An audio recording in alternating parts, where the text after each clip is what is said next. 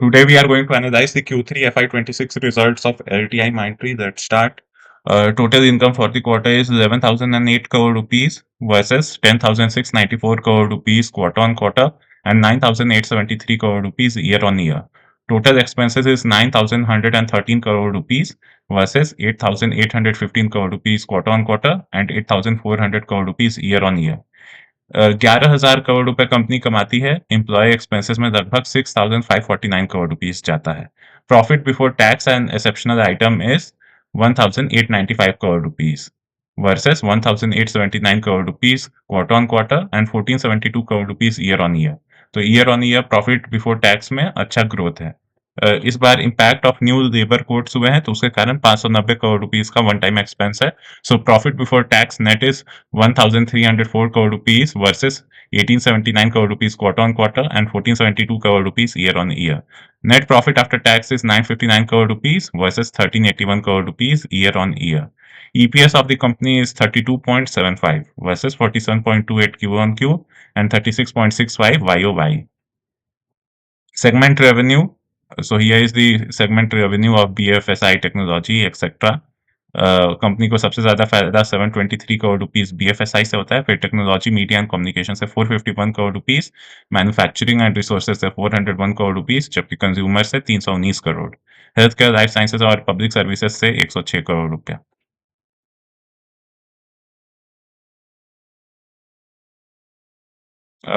Effective November 21, 2025, Government of India changed whole labor codes were introduced.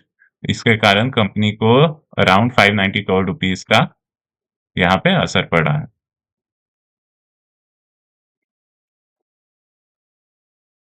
These are the standalone result, which would be similar to the consolidated result. Now we come to the investor presentation. आमतौर पे 3 document देखना रहता है. एक आपका result, दूसरा investor presentation और तीसरा press release. So LTIMindtree delivers solid Q3 performance driven by strategic AI pivot and strong deal momentum. EBIT margin expanded by 2.3% to 16.1%. Adjusted profit is up by 29% year on year. तो यहाँ पे ये labour code के impact को हटा के ये लोग प्रॉफिट गिन रहे हैं. और उसके अलावा जो सीईओ है उसने क्या कहा है, our strong Q3 FY26 performance reflects the impact of our strategic AI pivot, continued success in large deals and operational excellence supported by our proactive efforts to build a more resilient and balanced portfolio. This marks our third consecutive quarter of 2+% growth, highlighting our disciplined execution, deep tech domain expertise, and differentiated AI-led offerings. As we look forward, we remain focused on driving profitable growth and delivering tangible outcomes for our clients. तो की financial highlights क्या है? कुछ खास numbers तो नहीं है मतलब सीईओ के बयान में जिस पे बहुत बात कर सके. एआई का मेंशन तो सब सीईओ ने अपने स्टेटमेंट्स में किया ही है, नंबर्स कुछ नहीं है अभी के लिए. Key financial highlights: revenue was up by 2.4% quarter on quarter. In constant currency, revenue was up by 2.4% and 5.2% year on year. तो revenue में slight growth है. EBIT margin expand किया है ठीक ठाक quarter on quarter. It now stands at 16.1%, which is a welcome thing. Net profit at $157 million. It is up 22% year on year. INR में revenue stand करता है 10,781 crore rupees, profit at 1,401 crore rupees if we exclude the labour impact. Other highlights: clients 746 active clients है और यहाँ पर $20 million plus clients increased by 8, जबकि $10 million plus clients increased by 7. So clients increment है जो कि अच्छा चीज है. एडेड 1,511 एम्प्लॉयज इन क्वार्टर 3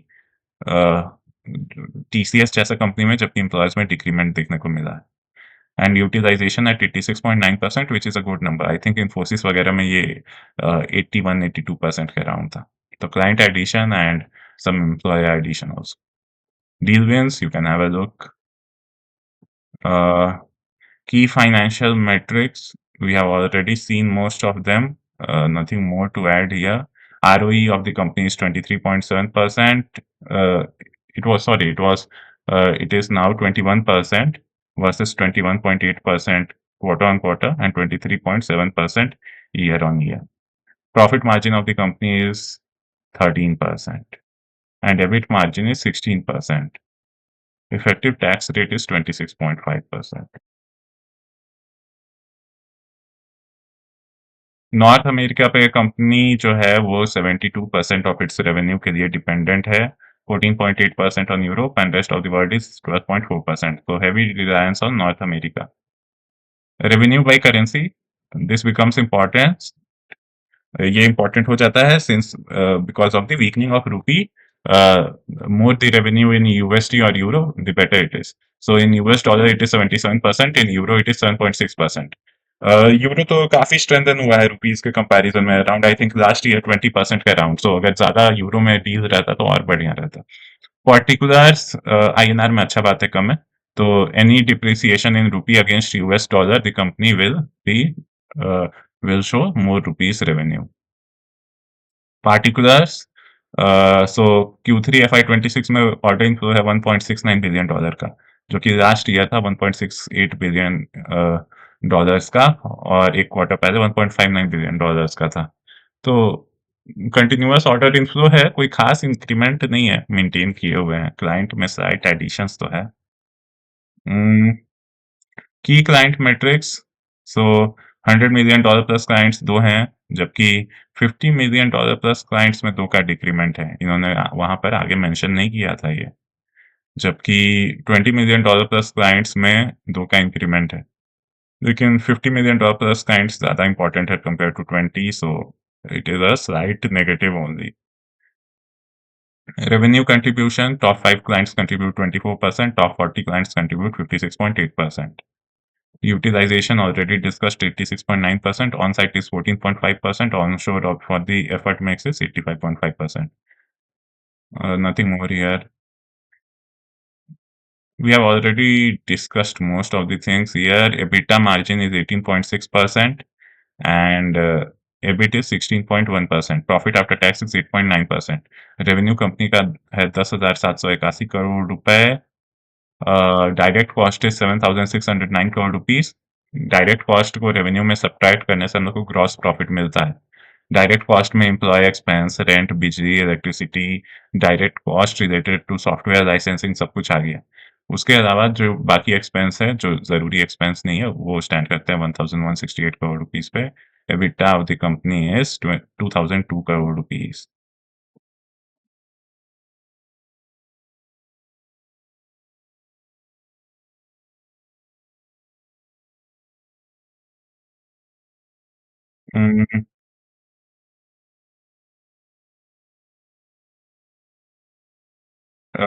सी कि आगे और क्या है, डिटेल्स कुछ और बचे हैं क्या कंपनी के बारे में. The more you look at data the better decision you will take. तो अपना डेटा सेट जितना बड़ा रहे, कोई भी इंपॉर्टेंट चीज छूटे नहीं. तो revenue around 4.7 billion US dollars, nothing important here. Client 40 plus countries में. कहानी में कोई खास रुचि नहीं है कंपनी का. Revenue was up by 3.7% quarter-on-quarter, up 11% year-on-year. Obviously, it is not constant currency revenue. EBIT में इंक्रीमेंट है, यही एक अच्छा चीज है कि मार्जिन में यहाँ इम्प्रूवमेंट देखने को मिला है. डील विंस आपका कंटिन्यूड रहा है, कोई खास इंक्रीमेंट नहीं है. और क्लाइंट बेस तो थोड़ा सा हल्का सा नेगेटिव है. Revenue by industry, geography, client composition, employee metrics. We have discussed most of the things, nothing to add here. So yeah, there's we have already discussed everything. कुछ जोड़ने को खास है नहीं.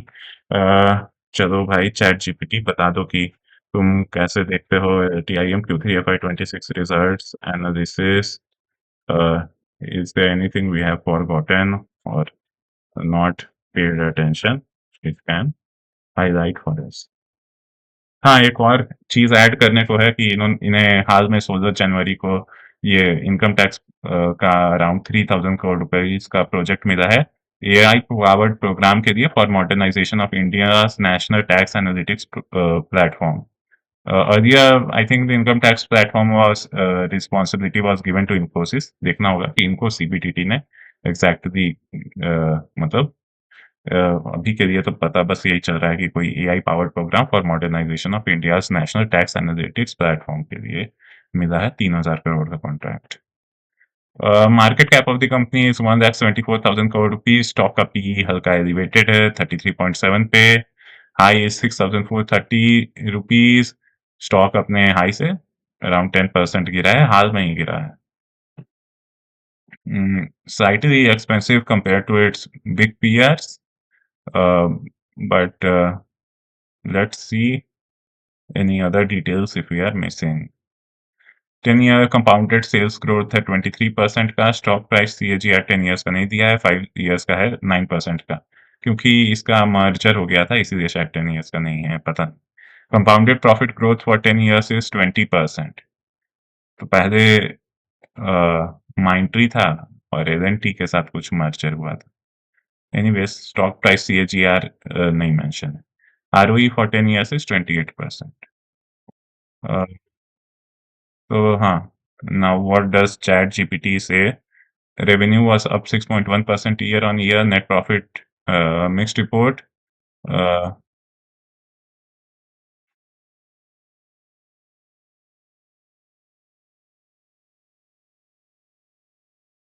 Nothing new here. सब कुछ already discussed.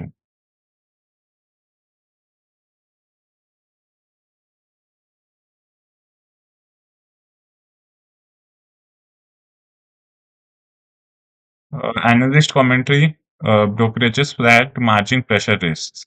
Margin तो company का इम्प्रूव हुआ है तो क्यों ऐसा कहें पता नहीं। Investor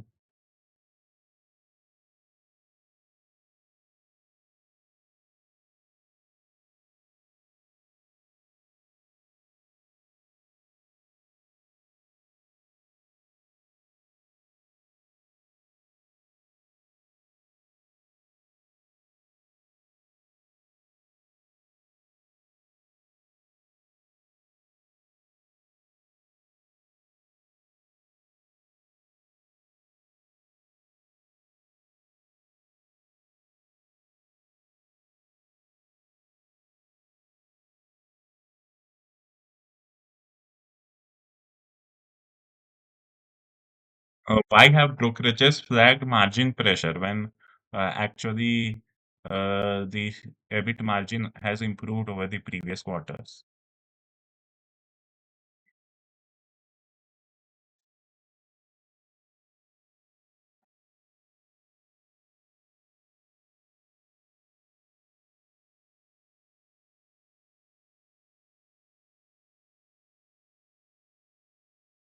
Many believe that LTIM's margin uptick was driven by lower travel costs, temporary subcontracting deductions, currency benefits, and one-time optimization efforts. These are not guaranteed to sustain in the future quarters. So even if EBIT went up, analyst sees no long-term structural margin expansion, hence margin pressure risk. तो ये तो ठीक है। Wage hikes high retention cost.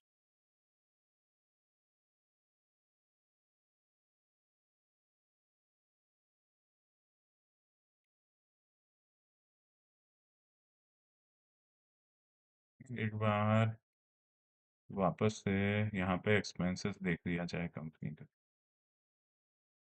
Consolidated का।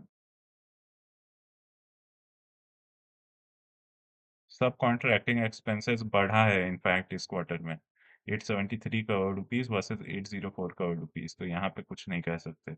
Other expenses भी company का बढ़ा है, तो कहाँ पर कंपनी ने ट्रैवल कॉस्ट और बाकी सब चीज़ घटाया है पास्ट क्वार्टर और इवन एक साल पहले के कंपैरिजन में, ये विजिबल नहीं है। सो ये कहना कि कंपनी का मार्जिन कुछ गलत तरीके से बढ़ा है does not make sense here. Other expenses आपका बढ़ा है, फाइनेंस कॉस्ट वही का वही है, सब कॉन्ट्रैक्टिंग एक्सपेंस भी बढ़ा है और एम्प्लॉय बेनिफिट एक्सपेंसेस थोड़ा स्लाइट इंक्रीमेंट है। So there is no sign to suggest कि कंपनी ने अननेसेसरी कॉस्ट कटिंग करके अपना प्रॉफिट्स बढ़ाया है। सो अभी के लिए तो सब कुछ ठीक है। I do not find it to be a concern. So या सारा एनालिसिस हो गया है टीआई माइंट्री का। Thorough analysis obviously takes time and effort. कोई शॉर्टकट नहीं है भाई मतलब नॉर्मल हम लोग कोई चीज़ खरीदने भी जाते हैं तो उसमें बहुत समय लगता है, तो यहाँ पे तो आपको अपना हार्ड अर्न्ड मनी लगाना है। सो There is no shortcut. We have to do a thorough analysis only. That is only the way. Thank you.